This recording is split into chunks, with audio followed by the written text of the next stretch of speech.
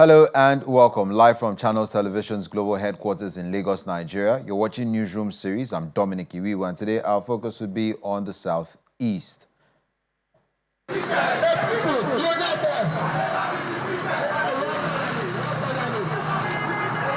Supporters of civil rights activist Omoyele Sowore have taken to the streets in Abuja and Lagos, demanding his immediate release from detention at the Louis Edet Force headquarters and the Lagos State Police Command.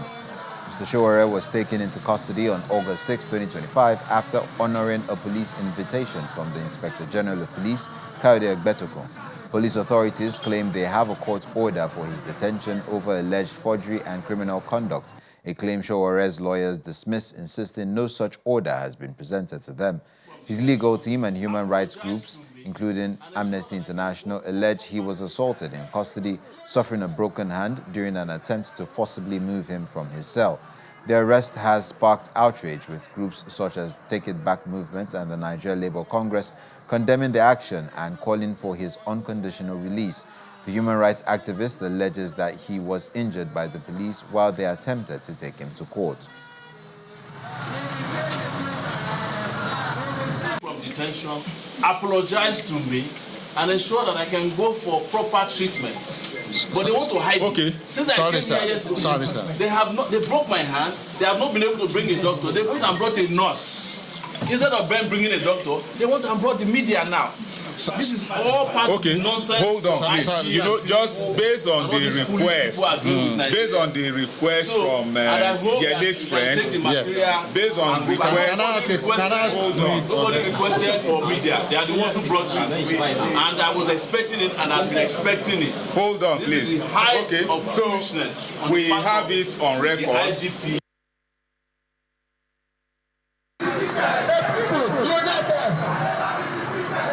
More on Mr. Omoyele Sowore's arrest as the Commissioner of Police for Special Intervention Squad, Abayomi Shogunle, speaks more on the issue.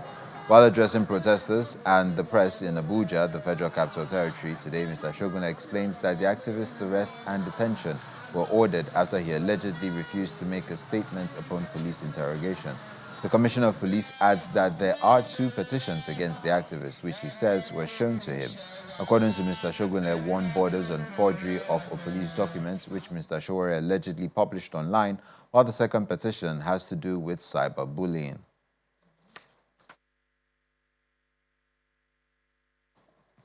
The Comptroller General of the Nigerian Correctional Service, Mr. Sylvester Nwakuche, has met with the chairman of the Independent National Electoral Commission, Professor Mahmood Yakubu, to make a case for inmates, asking INEC to extend some rights to them, particularly the rights to vote.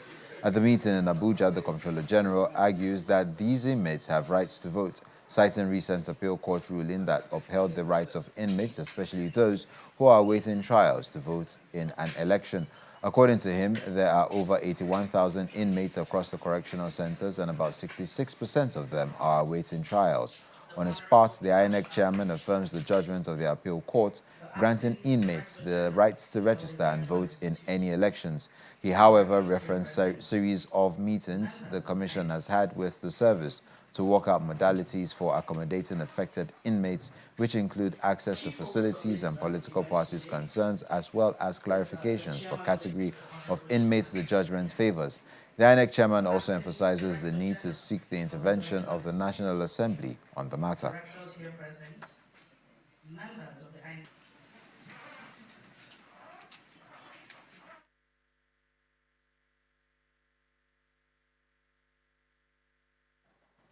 The Executive Director of the Center for Information Technology and Development, CITAD, Mr. Yaozu, is calling for full digital literacy to be included in school curriculums.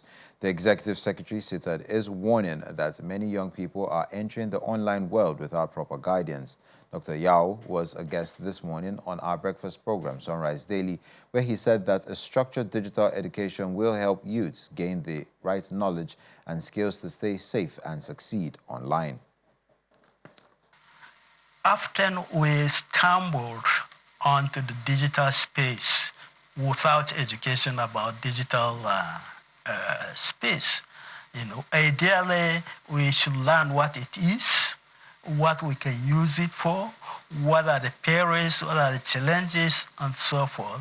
But in real life, people simply buy handsets, buy computer, buy all sorts of devices and begin to experiment, and you learn to use it on the basis of the device that you have.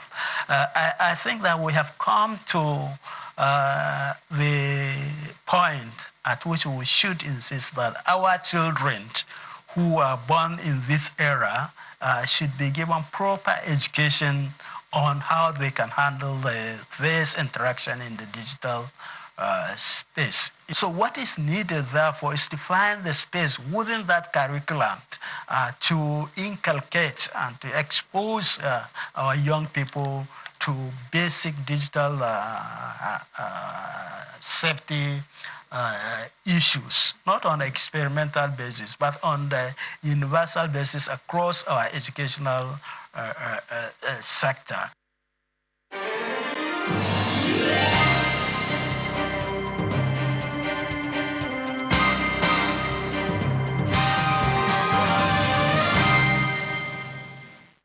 We start off in Ebonyi State, where the state government has taken steps to reduce the impact of flooding this year. As part of its efforts, the government has paid its share of the counterparts funding for the second phase of the new map project, which aims to help control and reduce future flooding across the state. The Commissioner for Environment is warning residents to stop farming in flood-prone areas and to avoid dumping refuse in waterways. He says these practices make flooding worse and threaten the safety of communities.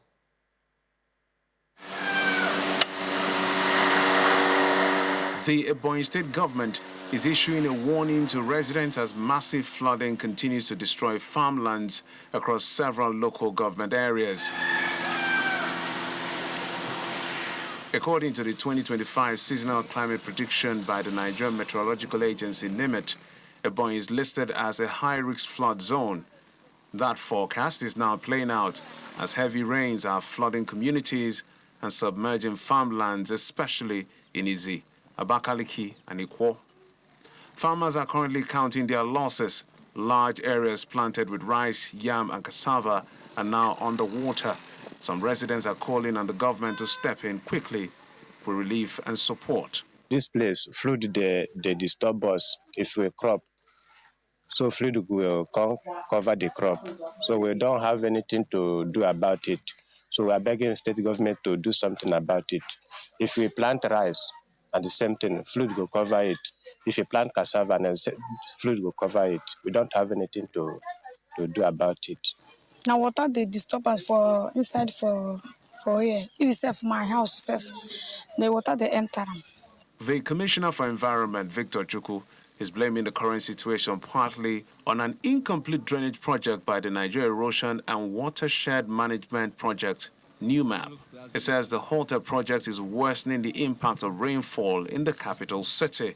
The second phase of the NewMap, it is called EIB NewMap, European Investment Bank, for the same project NewMap. So the city has designed the sites where, because the issue is that the water that is supposed to discharge to the river flows back to the city because the river appears to be higher than the slope of the discharge of water from that is collected in the city. And so we have designed the site.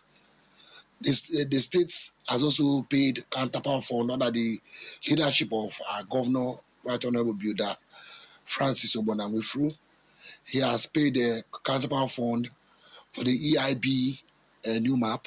The government is now conducting public awareness campaigns and holding town hall meetings to guide residents on flood prevention steps. People living in low-lying, flood-prone zones are being advised to relocate to safer locations as the rains continue. The people of Igbo-Ukwu in Agwata local government area of Anambra State have thrown their weight behind Governor Soludo, giving him a resounding endorsement for a second term in office. At a grand rally held at the Central School Field, Igbo-Ukwu residents hailed the governor's visionary leadership. They say he has achieved without resorting to borrowing and officially declared their support for his re-election bid. Governor Soludo, in turn, used the occasion to remind the gathering of the upcoming August 16 senatorial by-election for the Anambra South Zone, shortly after commissioning 2 key infrastructure projects in the community.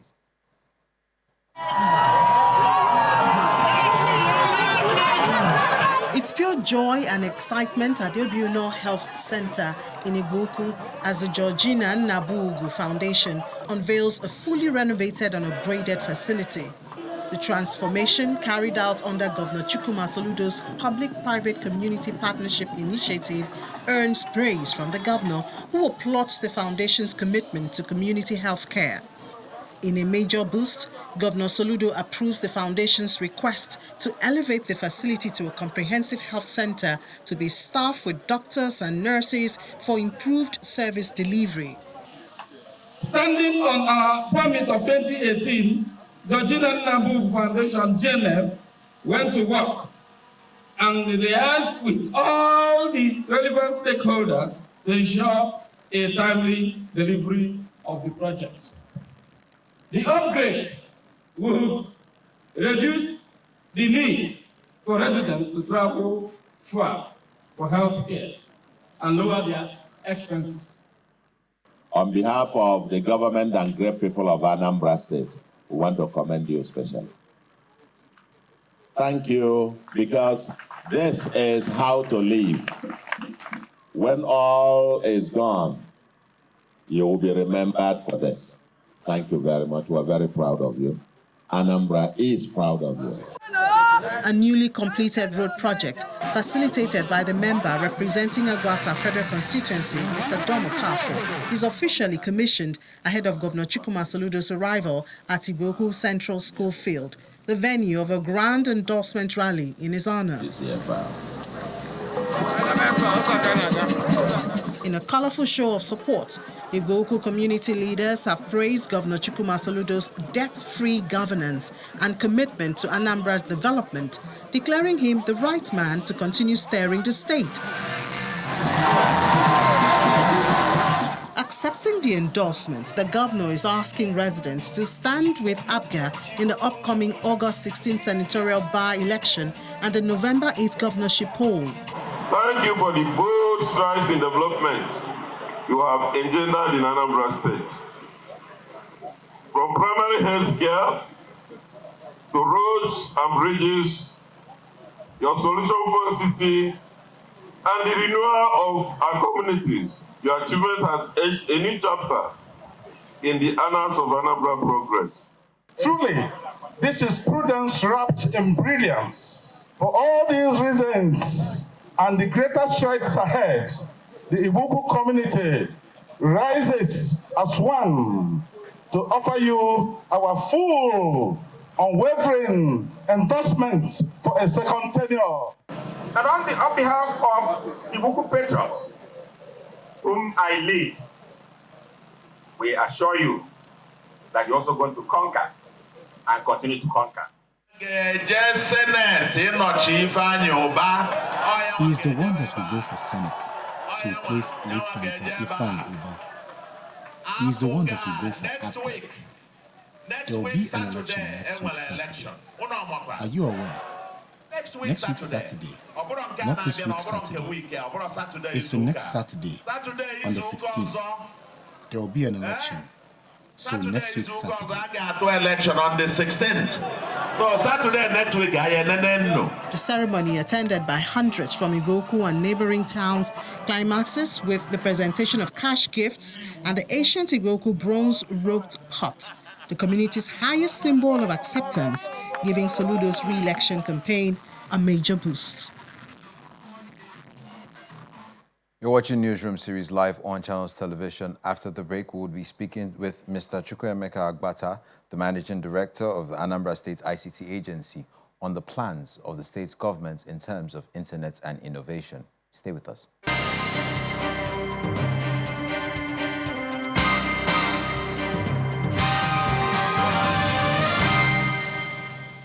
Welcome back.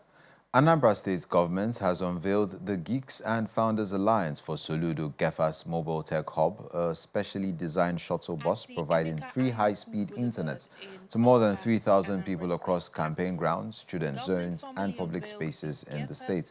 The Managing Director and Chief Executive Officer, Anambra State ICT Agency, Mr. Chukwuemeka Agbata, believes this will encourage young tech founders to keep innovating, assuring them that the governor is fully supporting the growth of Anambra's digital tribe, both locally and globally.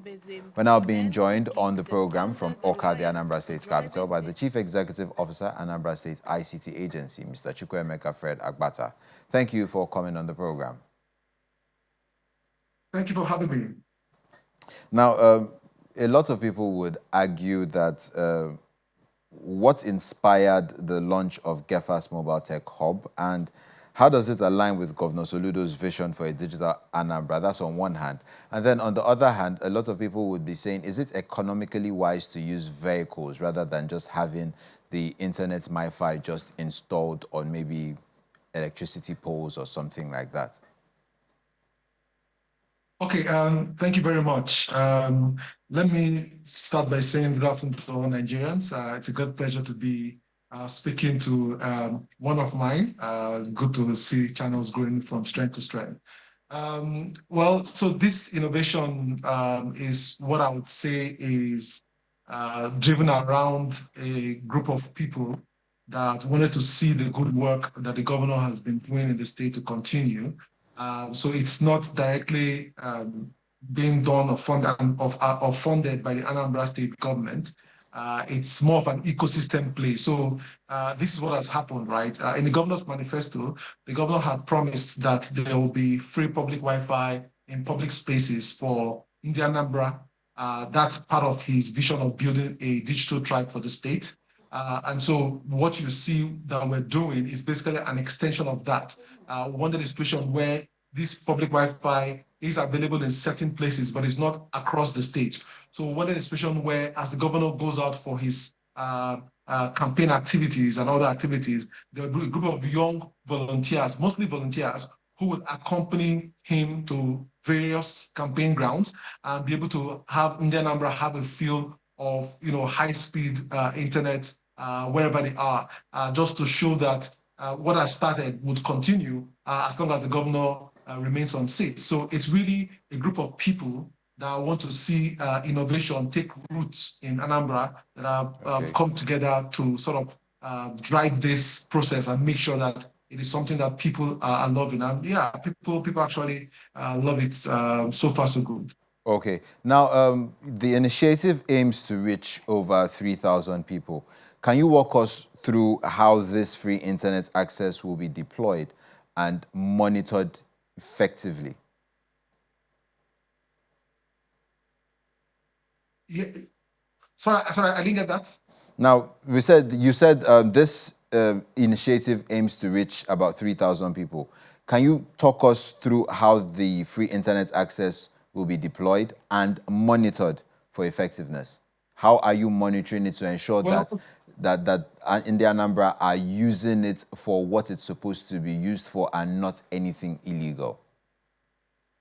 Okay, so what we've designed is something that can, at any point in time, would be able to give over 3,000 people access to internet facility. And every every access is routed through our own access point, which we have designed. And that access point and the router is filtered. So we've done a number of filtering that will allow for safe use of that internet on those computers. And we also have ways of ensuring that it's being used for the right thing. So of course, there are a number of solutions out there that we have added, VPN, and a number of things that we have done, just to ensure that anyone who comes onto that internet can only use it for what is right.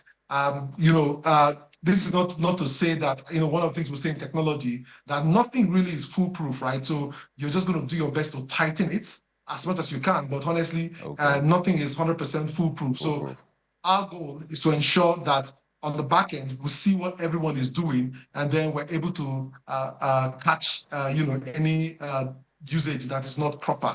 But, like I said, that also is conditional because it depends on, and that's why, you know, there's a term called zero-day attack, right? A zero-day attack is that even if you, as a tech company or an organization, you patch a bug or you patch an exploit, that can also be exploited the same day. So, but so far so good. What we're doing basically is to ensure that we pass every internet access through a router that we have designed and configured properly. Fantastic. Now, in terms of youth engagement, how is the state ensuring that tech-savvy young people are not only users, but also create content and that way are economically beneficial to themselves and to the state government via tax and all of that?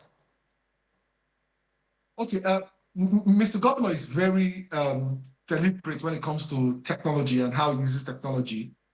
He believes that the only way that we can drive change in the state is by ensuring that we use technology appropriately. So one of the things that he has done is that he has marked a 13 hectares area right in the heart of Oka, where he wants to use as Anambra Silicon Valley, which is called the Solution Innovation District. That is where all the tech companies that really want to interface with the state would be situated. And this is also in addition to the vision of the 1 million digital tribes, which means that a lot of Anambra youth will be exposed to a lot of across board on how to use proper use of technology.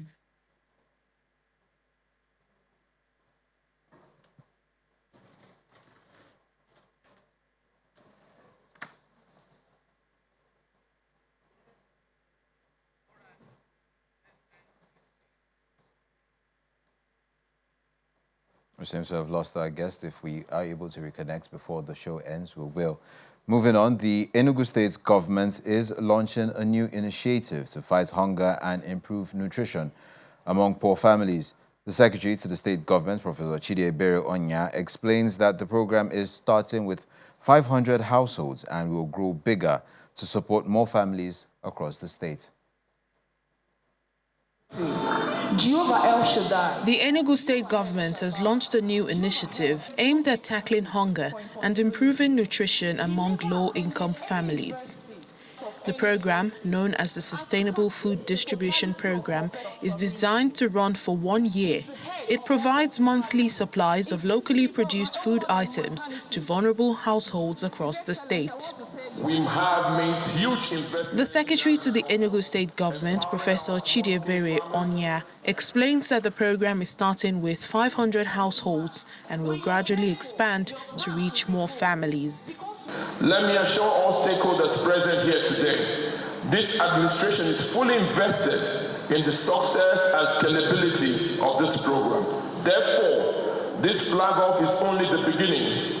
We will continue to expand this program by enrolling more beneficiaries, support our local farmers, and collaborate with local governments to replicate this model at the grassroots. The Special Assistant to the Governor on SDGs, Oyinye Opalama, gives an overview of how the program works and how it aligns with Enugu State's broader sustainable development goals. The Sustainable Food Distribution Program was conceptualized not as a one-off palliative measure, but as a system-driven, equity-focused, and sustainable intervention to combat hunger and improve nutritional outcomes across our state. Also speaking at the event, Ifi Namchi Ukaibu, representing the Special Assistant to the President on SDGs, commended the Enugu State government for launching a people-focused program that is improving the lives of vulnerable citizens. You people are sustaining SDG because when we came out from NDG, we said, could this sustainability hold? And I'm surprised Enugu is holding on to it. You are sustaining it. Now to feed the rural, the urban every for 12 months. The recipients expressed joy and gratitude, thanking the state government for supporting them in these difficult times.